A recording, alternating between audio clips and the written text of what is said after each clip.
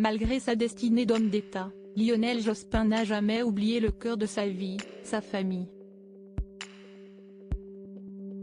Ce samedi 22 juillet, dans les colonnes du Monde, sa célèbre fille, qui a évolué dans un tout autre domaine que son père, Eva Jospin, s'est confiée sur ses souvenirs, son parcours et sa vision des choses.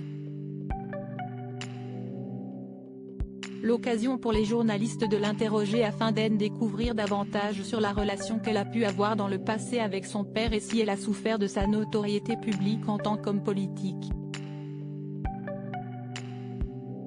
Donnant rendez-vous aux journalistes à Bauduc, dans la région d'Arles, alors que son père est plutôt un habitué de l'île de Ré l'été, la plasticienne de 48 ans a assuré qu'à l'opposé de ce que l'on pourrait croire, elle n'a jamais eu un ressenti amer à l'égard de la célébrité de son père, que l'on me renvoie sans cesse à la fille de l'autre. Cela peut être compliqué si, dans la sphère intime, il ne se passe rien, a-t-elle reconnu, avant de poursuivre, mais ce n'est pas le cas.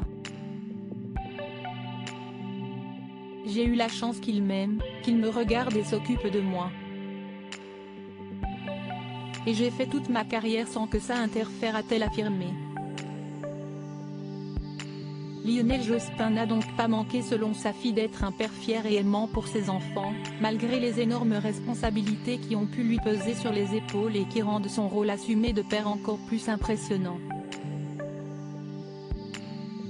Qui sont les enfants des anciens premiers ministres? Eva Jospin, elle se fait remarquer tandis que son père reste discret alors que l'ancien Premier ministre de Jacques Chirac cultive la discrétion depuis son retrait de la vie politique en 2002, si ce n'est en s'exprimant ici et là de façon très parcimonieuse. Sa fille Eva, elle, fait de plus en plus parler d'elle dans le milieu artistique. Récemment, la fille de l'ancien occupant de Matignon a été en charge d'une exposition de ses œuvres, en collaboration avec la maison de champagne Ruinart, en mars dernier à Paris. Une exposition à laquelle n'a pas manqué de participer l'ancien Premier ministre, venu soutenir sa fille dans ce grand moment. Crédit photo, Christophe Clovis.